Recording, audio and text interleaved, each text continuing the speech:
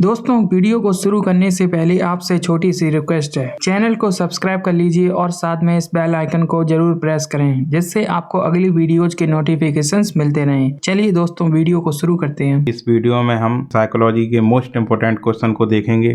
पहला क्वेश्चन है, अंतर्मुखी, बहिर्मुखी तथा उभयमुखी व्यक्तित्व का वर्गीकरण किसके द्वारा किया गया है? पहला ऑप्शन है क्रेचमर, दूसरा है युंग, तीसरा है सेल्डन और चौथा है स्प्रेंजर। तो इसका सही उत्तर होगा युंग। नेक्स्ट क्वेश्चन है, उदाहरण, निरीक्षण, विश्लेषण, वर्गीकरण, नियमीकरण निम्नलिखित में से किस विधि के सोपान हैं? इसका पहला ऑप्शन है निगमन विधि, दूसरा है आगमन विधि, तीसरा है अंतर्दर्शन विधि और चौथा है बहिर्दर्शन विधि। तो इसका सही उत्तर होगा आगमन विधि। नेक्स्ट क्वेश्चन है, अवधान के आंतरिक अथवा व्यक्तिनिष्ठ निर्धारक हैं? पहला ऑप्शन है रुचि, लक्ष्य, अभिवृत्ति, दूसरा ऑप्शन है उद्दीपक, वस्तु, प्रविधि, तीसरा ऑप्शन है प्रकाश, ध्वनि, गंध, चौथा ऑप्शन है पुरस्कार, दंड, प्रोत्साहन। तो इसका सही उत्तर है रुचि, लक्ष्य, अभिवृत्ति। नेक्स्ट क्वेश्चन है, बाल मनोविज्ञान का क्षेत्र है? पहला ऑप्शन है केवल शैशवावस्था की विशेषताओं का अध्ययन, दूसरा ऑप्शन है केवल गर्भावस्था की विशेषताओं का अध्ययन, तीसरा ऑप्शन है केवल बाल्यावस्था की विशेषताओं का अध्ययन और चौथा ऑप्शन है गर्भावस्था से किशोरावस्था की विशेषताओं का अध्ययन। तो इसका सही उत्तर होगा गर्भावस्था से किशोरावस्था की विशेषताओं का अध्ययन। नेक्स्ट क्वेश्चन है, वह अवस्था जो किसी माता के 21वें गुणसूत्र जोड़े के अलग ना हो पाने के कारण होती है कहलाती है? पहला ऑप्शन है डाउन सिंड्रोम, दूसरा ऑप्शन है क्लीनफेल्टर सिंड्रोम, तीसरा ऑप्शन है टर्नर सिंड्रोम और चौथा ऑप्शन है विल्सन सिंड्रोम। तो इसका सही उत्तर है डाउन सिंड्रोम।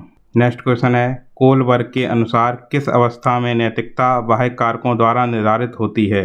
पहला ऑप्शन है पूर्व पारंपरिक अवस्था, दूसरा ऑप्शन है पारंपरिक अवस्था, तीसरा ऑप्शन है पश्चात पारंपरिक अवस्था और चौथा ऑप्शन है इनमें से कोई नहीं। तो इसका सही उत्तर है पूर्व पारंपरिक अवस्था। नेक्स्ट क्वेश्चन है, निम्न में से कौन सा एक सही क्रम है? पहला ऑप्शन है अंडाणु, शुक्राणु, ब्लास्टोसिस्ट, युग्मनज, दूसरा ऑप्शन है ब्लास्टोसिस्ट, अंडाणु, शुक्राणु, युग्मनज, तीसरा ऑप्शन है ब्लास्टोसिस्ट, युग्मनज, अंडाणु, शुक्राणु और चौथा ऑप्शन है अंडाणु, शुक्राणु, युग्मनज, ब्लास्टोसिस्ट। तो इसका सही उत्तर है अंडाणु, शुक्राणु, युग्मनज, ब्लास्टोसिस्ट। नेक्स्ट क्वेश्चन है, SOR किसके द्वारा प्रस्तावित किया गया है? पहला ऑप्शन है वॉटसन, दूसरा ऑप्शन है कोपका, तीसरा ऑप्शन है कोहलर और चौथा ऑप्शन है गेस्टाल्टवादी मनोवैज्ञानिकों द्वारा। SOR किसके द्वारा प्रस्तावित किया गया है? तो यह वुडवर्थ के द्वारा प्रस्तावित किया गया है। नेक्स्ट क्वेश्चन है, वह मापनी जिसमें अंतराल मापनी के समस्त गुण के साथ परम शून्य भी हो कहलाती है? पहला ऑप्शन है नाभिक मापनी, दूसरा ऑप्शन है क्रम सूचक मापनी, तीसरा ऑप्शन है अंतराल मापनी और चौथा ऑप्शन है अनुपात मापनी। तो इसका सही उत्तर है अनुपात मापनी। नेक्स्ट क्वेश्चन है, फ्राइड के अनुसार हमारे मूल्यों का आंतरिकीकरण किस में होता है? पहला ऑप्शन है इदम, दूसरा ऑप्शन है अहम और तीसरा ऑप्शन है परमहम और चौथा ऑप्शन है परिस्थितियों द्वारा। तो इसका सही उत्तर है परमहम। नेक्स्ट क्वेश्चन है कि किस व्यवहारवादी ने कहा है कि मुझे नवजात शिशु दे दो, मैं उसे डॉक्टर, वकील, चोर या जो चाहूँ बना सकता हूँ? पहला ऑप्शन है फ्रीमैन, दूसरा ऑप्शन है न्यूमैन, तीसरा ऑप्शन है वॉटसन और चौथा ऑप्शन है होलजिंगर। तो इसका सही उत्तर है वॉटसन। नेक्स्ट क्वेश्चन है, ध्यान आकर्षित होने में किसकी प्रमुख भूमिका होती है? पहला ऑप्शन है उद्दीपन की तीव्रता, दूसरा ऑप्शन है उद्दीपन की उपादेयता और तीसरा ऑप्शन है उद्दीपन की विश्वसनीयता और चौथा ऑप्शन है उद्दीपन की सक्रियता। तो इसका सही उत्तर है उद्दीपन की तीव्रता। नेक्स्ट क्वेश्चन है, कौन सी छात्र में रुचि उत्पन्न करने की कला है? पहला ऑप्शन है शिक्षण, दूसरा ऑप्शन है सहानुभूति और तीसरा ऑप्शन है समदृष्टि और चौथा ऑप्शन है प्रेरणा। तो इसका सही उत्तर है प्रेरणा। नेक्स्ट क्वेश्चन है, फ्राइड के अनुसार पहला ऑप्शन है ग्रहण किए या सीखे हुए तथ्यों को धारण करने या पुनः स्मरण करने की असफलता को विस्मरण कहते हैं, दूसरा ऑप्शन है विस्मरण का अर्थ है किसी समय प्रयत्न करने पर भी किसी पूर्व अनुभव का स्मरण करने या पहले की सीखी हुई किसी क्रिया को करने की असफलता, तीसरा ऑप्शन है विस्मरण वह प्रवृत्ति है जिसके द्वारा दुखद अनुभवों को स्मृति से अलग कर दिया जाता है, चौथा ऑप्शन है उपर्युक्त में से कोई भी नहीं। तो इसका सही उत्तर होगा ग्रहण किए या सीखे हुए तथ्यों को धारण करने या पुनः स्मरण करने की असफलता को विस्मरण कहते हैं। नेक्स्ट क्वेश्चन है, यह आवश्यक नहीं है कि उच्च बुद्धि वाले बच्चे किसमें भी उच्च होंगे। तो पहला ऑप्शन है सृजनशीलता, दूसरा ऑप्शन है अध्ययन, तीसरा ऑप्शन है विश्लेषण करने और चौथा ऑप्शन है अच्छे अंक प्राप्त करने। तो इसका सही उत्तर होगा अच्छे अंक प्राप्त करने।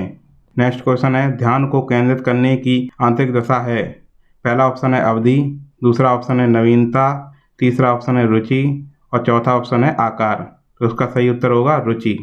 नेक्स्ट क्वेश्चन है, एक परिस्थिति में अर्जित ज्ञान का दूसरी परिस्थिति में उपयोग कहलाता है।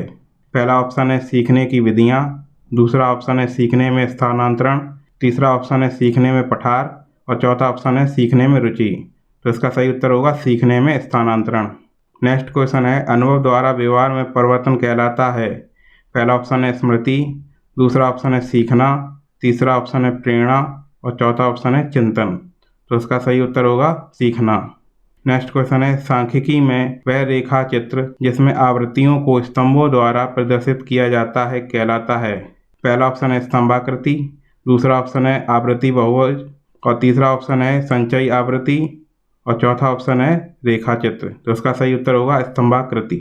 नेक्स्ट क्वेश्चन है, विकास की किस अवस्था में बुद्धि का अधिकतम विकास होता है। तो पहला ऑप्शन है बाल्यावस्था, दूसरा ऑप्शन है शैशवावस्था, तीसरा ऑप्शन है किशोरावस्था और चौथा ऑप्शन है पूर्णावस्था। तो इसका सही उत्तर होगा किशोरावस्था। नेक्स्ट क्वेश्चन है, शिशु का अधिकांश व्यवहार आधारित होता है। पहला ऑप्शन है मूल प्रवृत्ति पर, दूसरा ऑप्शन है नैतिकता पर, तीसरा ऑप्शन है वास्तविकता पर और चौथा ऑप्शन है ध्यान पर। तो इसका सही उत्तर होगा मूल प्रवृत्ति पर। नेक्स्ट क्वेश्चन है, अंतर्दृष्टि यानी सूझ द्वारा सीखने के सिद्धांत में कॉलर ने प्रयोग किया था। पहला ऑप्शन है कुत्ते पर, दूसरा ऑप्शन है वनमानुषों पर, तीसरा ऑप्शन है बिल्ली पर और चौथा ऑप्शन है चूहों पर। तो इसका सही उत्तर होगा वनमानुषों पर। नेक्स्ट क्वेश्चन है, प्रेक्षेणात्मक अधिगम संप्रत्यय किसी के द्वारा दिया गया था। तो इसका पहला ऑप्शन है टोलमैन द्वारा, दूसरा ऑप्शन है बंडूरा द्वारा, तीसरा ऑप्शन है थॉर्नडाइक द्वारा और चौथा ऑप्शन है कोहलर द्वारा। तो उसका सही उत्तर होगा बंडूरा द्वारा। नेक्स्ट क्वेश्चन है, अधिगम में किसने प्रभाव का नियम दिया था। पहला ऑप्शन है पावलोव ने, दूसरा ऑप्शन है स्किनर ने, तीसरा ऑप्शन है वॉटसन ने और चौथा ऑप्शन है थॉर्नडाइक ने। तो उसका सही उत्तर होगा थॉर्नडाइक ने। नेक्स्ट क्वेश्चन है, निम्न में से किस विधि का उपयोग स्मृति के मापन के लिए नहीं किया जाता है। पहला ऑप्शन है प्रत्याहान विधि, दूसरा ऑप्शन है तार्किक विधि, तीसरा ऑप्शन है पहचान विधि और चौथा ऑप्शन है पुनः सीखना विधि। तो इसका सही उत्तर होगा पुनः सीखना विधि। नेक्स्ट क्वेश्चन है, प्रासंगिक अंतर्बोध परीक्षण यानी TAT का विकास किसके द्वारा किया गया था। पहला ऑप्शन है साइमंड द्वारा, दूसरा ऑप्शन है होल्ट्जमैन द्वारा, तीसरा ऑप्शन है मरे द्वारा और चौथा ऑप्शन है बेलक द्वारा। तो उसका सही आंसर होगा मरे द्वारा। नेक्स्ट क्वेश्चन है, मनोविज्ञान का शिक्षा के क्षेत्र में सबसे बड़ा योगदान है। पहला ऑप्शन है विषय केंद्रित शिक्षा, दूसरा ऑप्शन है शिक्षक केंद्रित शिक्षा, तीसरा ऑप्शन है क्रिया केंद्रित शिक्षा और चौथा ऑप्शन है बाल केंद्रित शिक्षा। तो उसका सही उत्तर होगा बाल केंद्रित शिक्षा। नेक्स्ट क्वेश्चन है, निम्नलिखित में से कौन सा वृद्धि और विकास के सिद्धांतों से संबंधित नहीं है।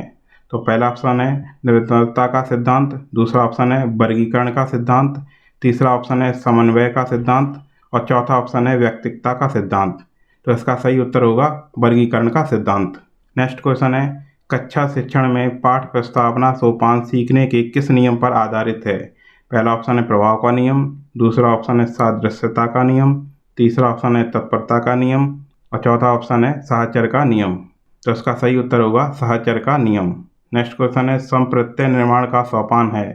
पहला ऑप्शन है सामान्यीकरण, दूसरा ऑप्शन है विभेदीकरण, तीसरा ऑप्शन है प्रत्यक्षीकरण और चौथा ऑप्शन है पृथक्करण।